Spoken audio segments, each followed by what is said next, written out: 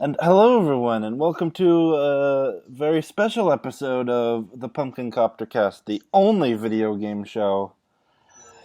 And we are, well, it's not, when you're watching this, it won't be live, but at the time, it's live on location from his side anyway. I am interviewing Neil Crockett, owner of Gamezone in Salem, Massachusetts. Hey everyone, how you doing? I'm good. So we'll start with let's start with a basic introduction of you and what Game Zone is all about. Sure. We started Gamezone 29 years ago, and half our wall was Super Nintendo games, and the other half was Sega Genesis games. And we opened up on Easter Sunday.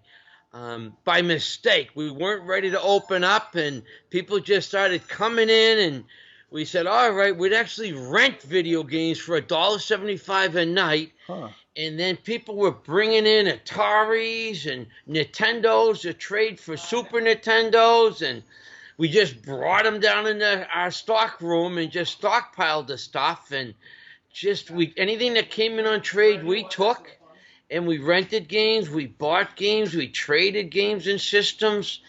And then all of a sudden, about 10 years ago, everybody wanted retro back. So we were going back to our stock room, and grabbing all the stuff that had been down there. And we still have much inventory. And that's kind of how it started, yeah. So we're kind of like that rock star that played dive bars for 20 years. And all of a sudden, retro's hot, and now he's filling stadiums, opening up for heavy-duty great bands. So that's kind of what happened to us. We're just doing the same thing we've always done, buying and selling and trading video games from Atari right up to P4s and Switches now. And that's what we did. We wanted to do whatever the current gen system was, and people could bring in broken stuff, unwanted stuff to trade up. The only thing we're doing is we're not renting games anymore. That's the only thing that's changed. And I've gotten a few more wrinkles. But I still have my dog. There we go. I got my sidekick. Every good video game character's got to get a sidekick. This is Corky. Yeah. Yep. And how I originally started, I used to have a mail order business in the back of Gamezone, and I had a warehouse full of video games. This is before that World Wide Web thing, and you'd have to buy a magazine or have a subscription to either GamePro or Electronic Gaming Monthly, and you'd have to call up my warehouse and order the game. And I had 15 employees just answering the phone all day, shipping orders out to everyone. And then all of a sudden, people started coming to my warehouse from around this area, saying, we don't want to wait for the game. These games I can't get at Toys R Us. Because I stocked everything, every video game that came out. And I was letting sometimes 10, 20 people in my warehouse a day.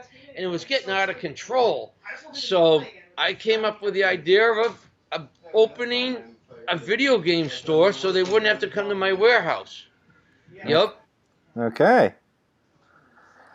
And so I can, for the first time ever on the show, I can move on to questions generated directly from the patrons on my Patreon. This is from my first patron, Chris Chipman. Let's see. One of his first questions is, what is the most expensive game or games that you have sold? A lot of the unlicensed Nintendo games, believe it or not, they made adult video games. Oh. And they were unlicensed, and it was cartoon porn. And those games run from $2,000 to $3,000. I sold a lot of those. Still have some of those. A lot of rare Sega CD games that can get over a couple $1,000. Um, I have sealed Pokemon games that can get up there, especially the Pokemon Gold and Silver with the Pokewalker. Anything sealed can continue to drive up. It goes up in price. It's an investment. I have customers that actually have games in a bank vault in a box. That's how rare these games are that they bought from me. Oh, goodness. And, what would you say is, like, the best era, like, the store's experienced is in terms of, like, game sales and customers? It's you know it, it's kind of it's peaks, it's hills and valleys. I mean, as retro has been in for a while, and it gets really popular, and then it kind of levels off because of the shutdown and everyone staying at home. Video games are definitely popular, and retro is right up there with the PlayStation 4 and Switch games. Um, I've been just doing the same thing I've done for 29 years. So it's another day. It's kind of like coming to work, and it's more exciting not knowing what's going to happen. That's the fun part. Um, so it's been hills and valleys. It's not straight up. It's not straight down. It's a flow, and all of a sudden, like when Pokemon Go came out, handhelds were popular.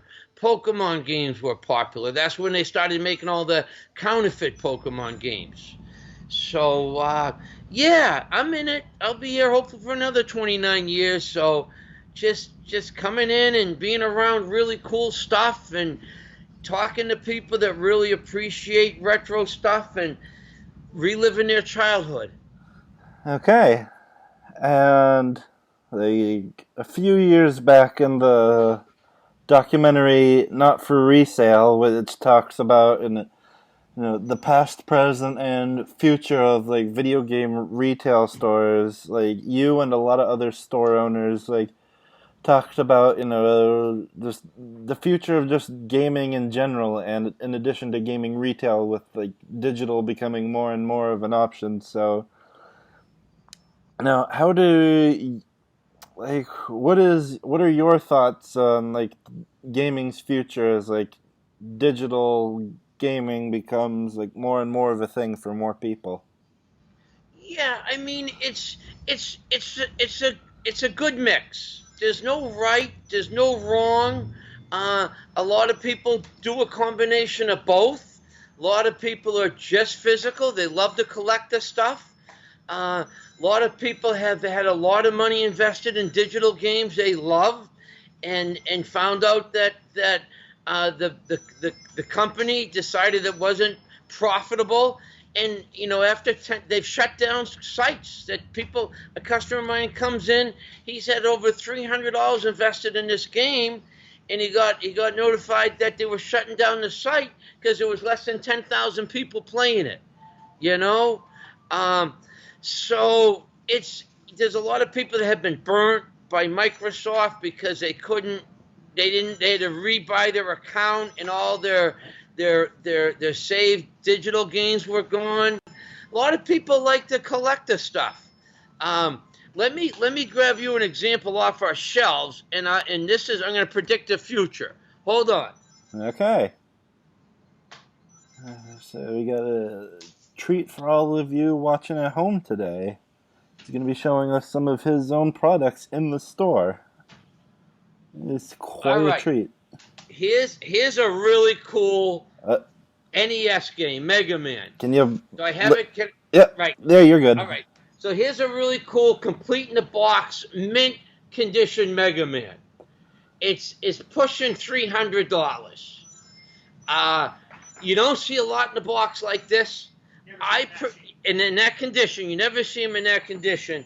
I predict this will be that game in 20 to 30 years. And what's that The game? people that buy physical copies, Mm-hmm. 30 years from now, these sites are going to be shut down. Yep. 20 years from now, these sites are going to be shut down.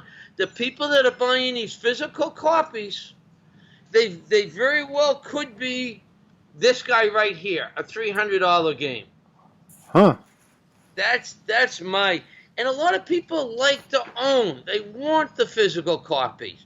And a lot of people will pick up sales, digital copies, or games that never were going to make a physical copy. So it's all good. There's no right, there's no wrong. People love to come into stores like this and browse. They don't really know what they want. Kind of like going to an old video store or a record store or a movie store. You'd kind of go in with a game you wanted, but you normally walked out with something different. And we're just another option. It's good anyway, as long as everyone's enjoying video games and has the passion that we have. It's fine. Okay. The older the better for me. I love retro. I love Genesis. I love Nintendo, and I love just playing this stuff. Okay. Let's see. Before I forget, that question just now is from my second ever patron, my good friend Salmon Aceville Hater, and this next question is my third current patron, Tyler Freshcorn, and one of his first question is, what console or game did you personally first play that got you into video games? Sega Genesis. Toe Jam and Earl in Mortal Kombat. Mm-hmm. The original Toe Jam and Earl. Yeah. I still play the Genesis. Not every night, but almost every night. Yeah. But I love the history behind the video games. I was always a history buff.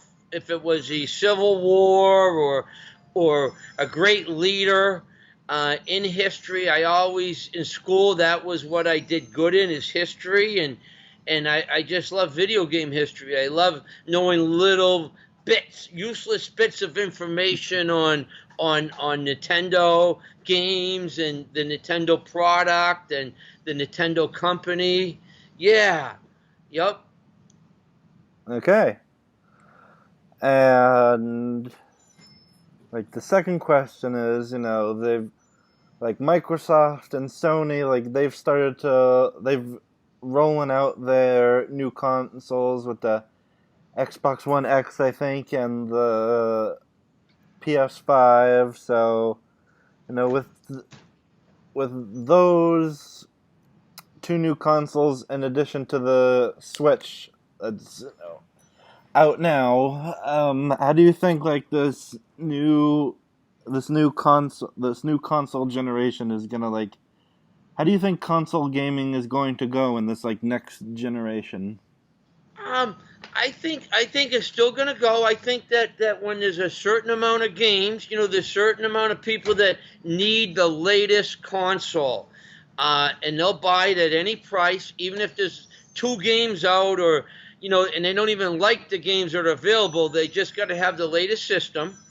And then after about 6 to 9 months, you see more of a game selection, and then more people jump on the bandwagon. Mm-hmm. I think that there's so many of my customers that have all the systems. Not only do they have the PlayStation 4, the Xbox One, and the Switch, they have retro consoles. I mean, it's part of our fabric. It's part of our lifestyle now. And I think there's room for everyone. I think that the older people and will gravitate to the current gen systems. I think the Switch is a great family system. It's a great all around system. But I don't see 7 and 9-year-olds getting a PlayStation 5 or a new Xbox right away. Mm-hmm. And I don't think that those companies are going to be marketing them right away. But it's all about software. They got to make great games to entice people to go out and spend their hard money to play these games on their systems. I definitely envision cross-platform, which we pretty have now. So if a game comes out, you can be on your Switch, and I can be on my, PlayStation 5, and someone else can be on their PC, and we can all just rock and roll together. Okay. And just not too long ago, for the Nintendo Switch, the latest and greatest version of the Super Smash Bros. Franchise came out, and this more than ever has just been like a smorgasbord, like video game characters that people never thought they'd like see in like a current game ever again. Like we got Banjo Kazooie. I know. We got unexpected character. We got Joker from Persona 5. Yep. We got Terry Bogard from King of Fighters. And the heroes from the Dragon Quest games. But so what I'm asking is, like, if you had like ultimate sway at Nintendo, who's a video game character or characters that you would like to put into Super Smash Bros? Yeah, well, I think they put most of the guys in it that I like. I kind of like what Soul Calibur would do. I'd like him to get other characters from different games. Like Soul Calibur, the GameCube one, you could play Link. Mm-hmm. I'd like to do more surprises like that, of them to make an arrangement with a game company or a comic book company and have those surprise more and more of that. But yeah, I mean, this Rob the Robot. There's a lot of the generations of my customers didn't even know who Rob the Robot was until they played him as a character in some of these newer games. Okay. And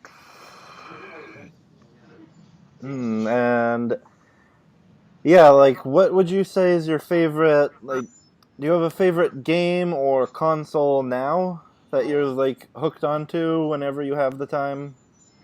Sega Genesis. It's that's the great thing about retro is I can after working all day around video games, it's kind of like working in a pizza store. You don't always want to go home and eat pizza, but I can just put the game in and play Toe Jam and Earl for 10-15 minutes and have gotten somewhere and just had a little fun and relax me and kind of get ready for the next day. So yeah, I don't like waiting for downloads. I don't have patience. Mm-hmm. So that's the drawback, especially on the Xbox One, is the download time. I get sidetracked. I'm going 9 million miles a minute in my mind, and I just can't wait I need instant gameplay, instant satisfaction. Okay. And you said that Gamezone's been open for 29 years now. Like, has there ever been? What have been like some of the moments, like during like your time running the store, that have just like stuck with you for years? No. It's fun. I mean, look at who I hang out with. I hang out with all these cool video games. It's hard to call this a job. It really is. It's hard to call this work. Yeah, sure, there's bad days. Like everyone has a troubled issue, or we can't fix a particular system. But over time, I mean, I wouldn't have done it for 29 years if it wasn't fun. It's not about the money. It's about enjoying what you do. And if you enjoy what you do and you treat people the best you can and try to be fair all around, then you get a good feeling inside. And just having people come in and relive their childhood and have stuff in our store that they can because we're in a tourist town. We had a grandfather in this summer pointing out to the systems at him and his dad. There was 3 generations there, and they had the grandson, the father and the grandfather were talking about the paper route they had to save up money to buy an Atari system. And they were just talking about it, and then the grandson looks at Dad, Grandpa, I didn't know this about you.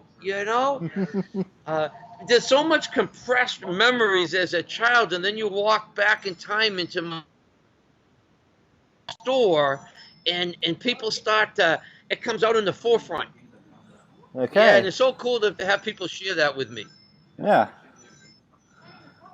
So the second to last question, like if a parent, a grandparent, an aunt and an uncle, a relative of someone, of like a young person, they like either they want to get like their kid into gaming, or they want to get into gaming themselves, like what would be something you'd say to like help them like get into gaming? Because especially now it can be overwhelming to like find like a console or a game series to start at. Yeah, it's kind of noisy in here. Sorry about that. That's fine. So I kind of lost you there. So for younger kids, recommending a game system?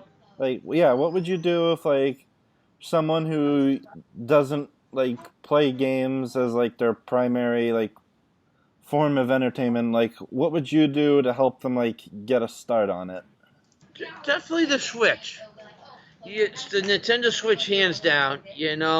It's like for instance, new Paper Mario. I had a father come in that played Paper Mario on Nintendo 64 when he was a kid.